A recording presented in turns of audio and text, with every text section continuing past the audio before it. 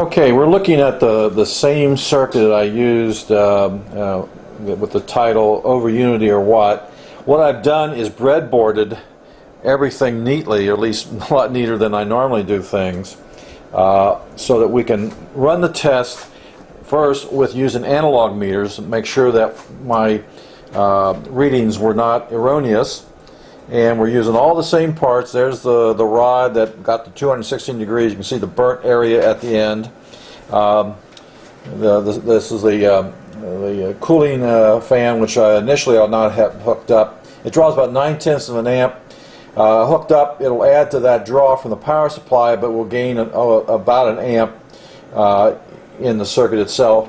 This is the standard 3-volt cell that I've used now on all my tests, and this is the MOSFET part of the circuit, okay, that drives the rod, and these leads here run over to the lab box, and the lab box, you're looking at the amplitude is the level control on the schematic, and the DC offset is the bias control. So just refer to that. So it's just a simple, this is a square wave.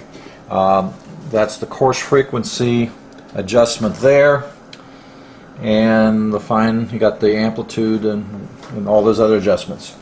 So we're going to, what's going to be neat, you're going to hear I don't have the magnet speaker hooked up on this one. The way I got this rod just mounted with some brads holding it up, it telegraphs the sound just fantastic through the board there. So anyway, PC power supply using the 12-volt lead out to run anything. This amp meter is going to be the current from the power supply, and this is the cell supply. Now I had originally two identical ones of these. Beware when you buy these. They're only $4.95, freight paid from China.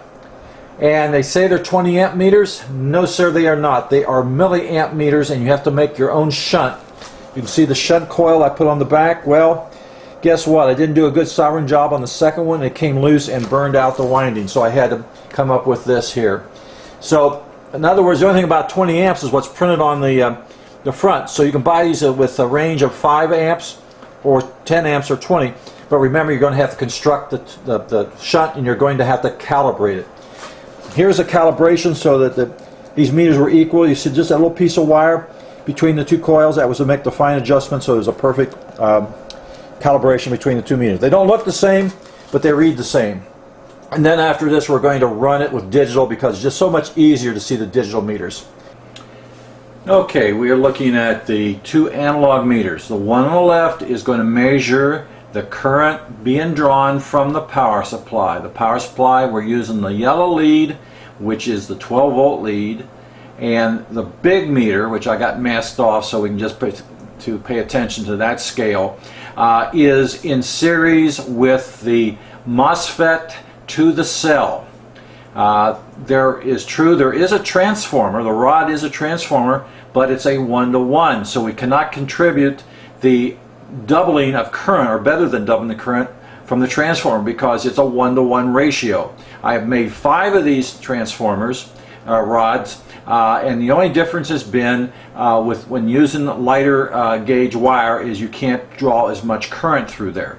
The only downside to this circuit is that without cooling, the rod gets tremendous amount of heat. However, that can be put to an advantage using this circuit for some other purpose. So, going to turn it on, and basically you're going to see the needles jump up here, 1, 2, 3,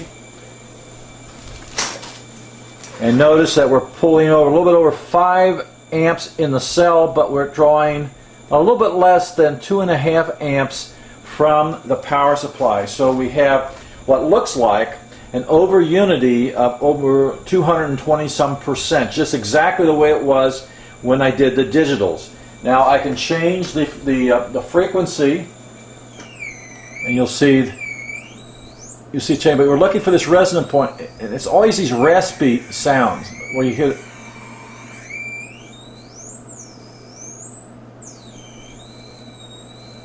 Right there's the best point. Okay. And so the amplitude is also important.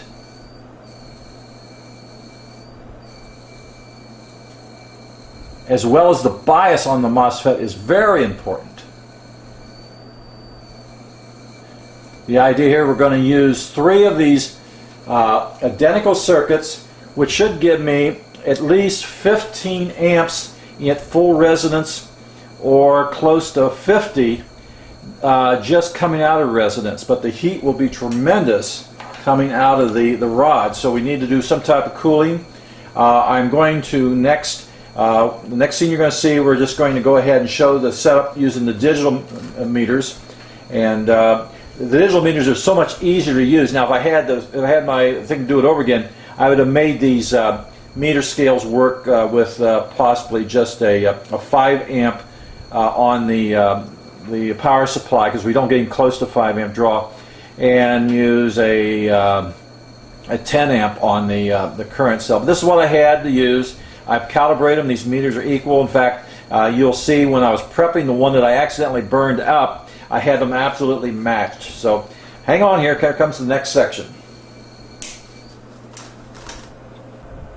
Okay, we're going to now run the test again. I want you to look at the arrangement of the meters. The first one on the left is the current being drawn from the power supply. The power supply is hooked up to the yellow lead, or the circuit's hooked up to the yellow lead, and it's outputting 12 volts of current, or voltage. And the middle one is going to be the current being drawn by the cell, and the third one is the voltage across the cell. Now you see that's at about 1.41 right now, 40. It's just the residual from when I was just testing it. It's like a battery. It'll bleed off pretty fast. Not a lot of current being stored in there. This is a simple 2-element cell with a screen accelerator as the anode lead. This works extremely well, and you get a maximum amount. So we're going to turn this on, and we're going to try to bring it up through a few resonance points. And you'll notice what you're going to do is want to divide this number by that number to get your over unity. And this will be, depending on what the settings will be somewhere, excuse me, somewhere between 2.45 and maybe as high as 3 volts. Okay? And by the way, the rating of the power supply itself on this computer power supply is 14 amps, but you can really get a lot more out of it when you're not using the rest of the circuits. You're not using the 3.3 volt or the 5 volts. So you can get quite a few. I've run, I think on this, I've run as high as 40 amps on that. But if you want to build one of these power supplies up and duplicate what I'm doing, try to find a power supply that has the 12 volt rating as high as possible. Okay, we're going to turn it on. You're going to hear the oscillator. Okay, and we're going to, first of all, we're going to kind of go and just sweep the frequency. I'm on the scale. I'm on the 10K scale, and I'm down in the lower part of that. So you can measure the audio frequency. So down here, you can see we're doing very little. We are getting something out, but not much. So we're going to bring it up.